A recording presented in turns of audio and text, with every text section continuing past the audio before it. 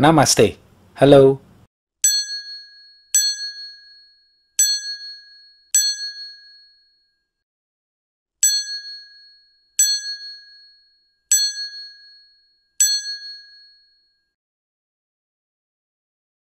Halo Movie Rangers, apa kabar kalian semua? Semoga doa-doa kita semua segera dikabulkan dan kita diberi kemudahan dalam menjalankannya.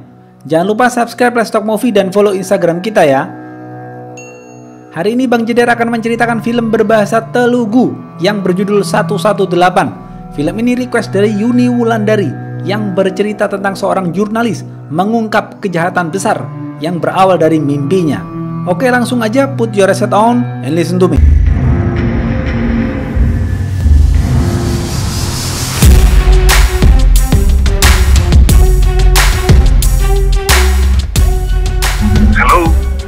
Pemeran-pemeran film ini ada Gautam sebagai jurnalis, Bos Gautam, dokter psikiater dan neurologis, dan Kapolsek. Bapak gereja, Esther sebagai biarawati, Adia sebagai aktivis sosial yang suka membantu, dan Fatih sebagai gadis cilik yang dekat dengan Adia.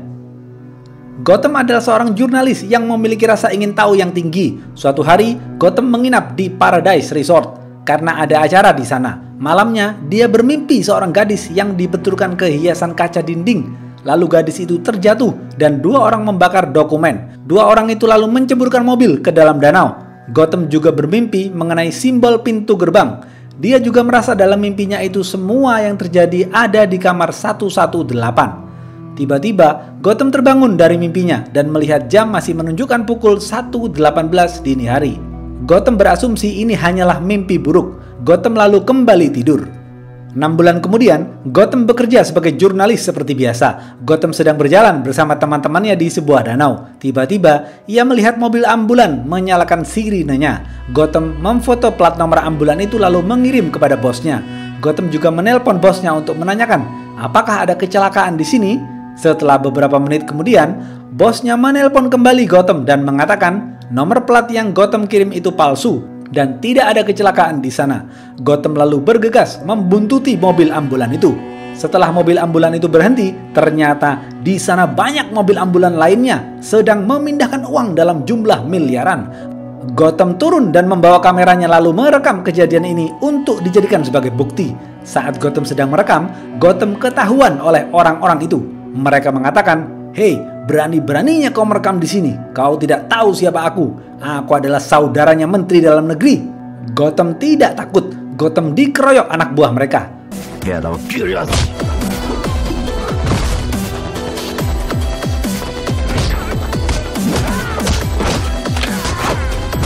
Gautam berhasil mengalahkan mereka semua. Setelah itu, Kapolsek beserta tim datang dan langsung menangkap mereka. Berita ini viral di masyarakat. Bos Gautam sangat senang dengan berita ini. Kapolsek juga memuji keberanian Gautam. Untuk merayakan ini, Bos Gautam berpesta dengan jajaran pegawainya di Paradise Resort. Setelah selesai pesta, Gautam tidur di kamarnya. Gautam lagi-lagi bermimpi yang sama.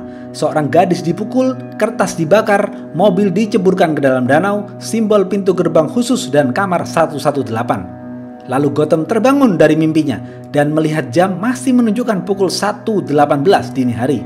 Gautam lalu tidur kembali. Pagi hari, teman Gautam membangunkannya. Gautam kaget karena jam sudah menunjukkan pukul 9 pagi. Gautam bisa terlambat masuk kerja. Gautam bergegas untuk ganti baju dan berangkat. Sebelum berangkat, Gautam teringat lagi akan mimpinya. Dia melihat wanita yang dipukul di mimpinya itu benar-benar berada di kamar 118, kamar yang ia tiduri malam itu. Gautam lalu berangkat kerja bersama temannya. Gautam masih memikirkan mimpi itu. Gautam menceritakan kepada temannya bahwa dia juga bermimpi yang sama persis 6 bulan yang lalu, tapi temannya hanya cuek saja.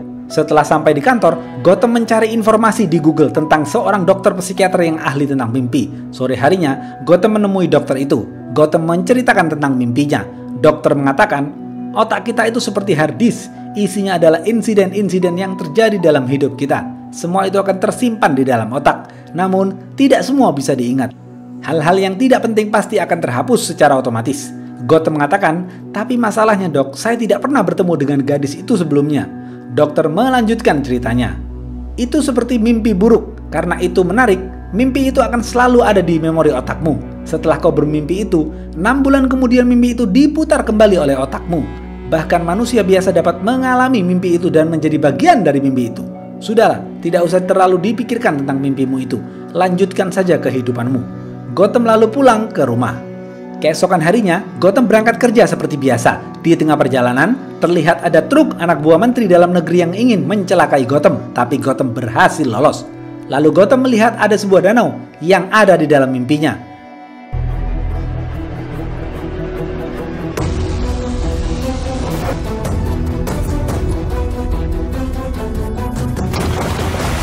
Di dalam mimpinya itu, ada sebuah mobil yang diceburkan ke danau itu.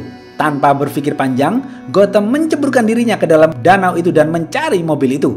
Ternyata benar, Gotham menemukan mobil yang sama persis seperti yang ada dalam mimpinya. Gotham lalu kembali ke kantor. Gotham semakin penasaran dengan mimpinya. Siapa gadis itu? Apa hubungannya dengan mobil itu? Satu-satunya cara untuk mengetahui kebenaran mimpinya adalah dengan mencari tahu tentang mobil itu. Gotham langsung melapor kepada Kapolsek. Kapolsek bergerak cepat dan mengeluarkan mobil itu dari danau. Berita ditemukannya mobil itu ramai dibicarakan di media. Terlihat beberapa orang ketakutan dengan berita ini. Kapolsek menelpon Gotham dan mengatakan bahwa ternyata hilangnya mobil itu juga bersamaan dengan hilangnya seorang gadis. Gotham mulai melakukan penyelidikan. Gotham mendapatkan informasi bahwa mobil itu adalah mobil milik gereja. Gadis yang hilang itu bernama Esther. Dia menghilang tanggal 6 Oktober. Gotham melihat foto Esther itu bukan gadis yang ada di dalam mimpinya.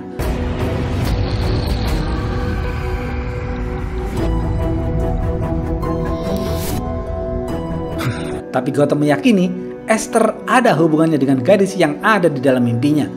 Gotham bertanya kepada bapak gereja. Bapak gereja itu mengatakan, Esther adalah biarawati di sini. Dia sosok yang baik. Aku merawatnya dari kecil. Dia tidak punya musuh. Setelah ngobrol dengan bapak gereja, Gotham curiga dengannya. Sepertinya bapak gereja menyembunyikan sesuatu. Gotham pulang ke rumah ibunya. Di sana Gotham sedang video call dengan pamannya mengenai persiapan pernikahan Gotham. Tiba-tiba di dalam dinding rumah pamannya Gotham melihat simbol pintu gerbang yang sama persis di dalam mimpinya. Gotham bertanya kepada pamannya tentang simbol itu. Pamannya mengatakan, lambang itu adalah lambang pintu gerbang rumah percetakan yang sudah ditutup 6 bulan yang lalu. Gotham pergi ke rumah percetakan itu. Gotham masuk ke dalam rumah itu dan menemukan banyak kertas berupa informasi tentang gadis yang hilang. Gadis itu bernama Adia, dan Adia itulah gadis yang ada di dalam mimpi Gotham. Ceder.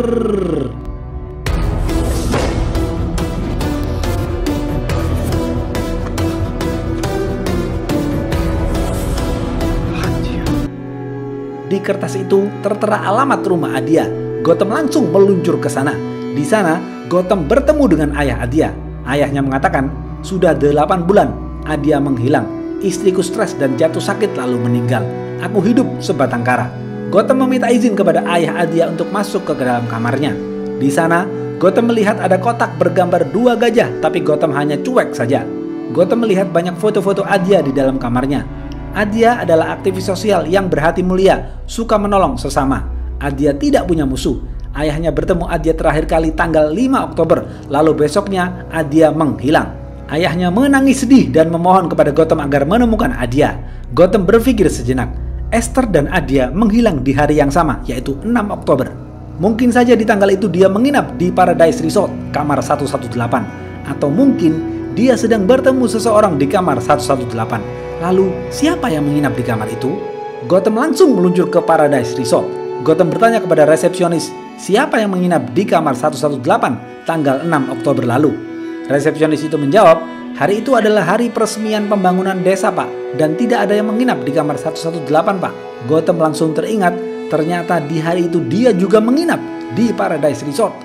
Gotham meminta rekaman CCTV, tapi resepsionis mengatakan, kami tidak punya rekaman CCTV itu, Pak, karena itu sudah lama. Tapi ada teman saya yang menyuting seluruh acara hari itu, Pak. Bapak bisa bertemu dengannya.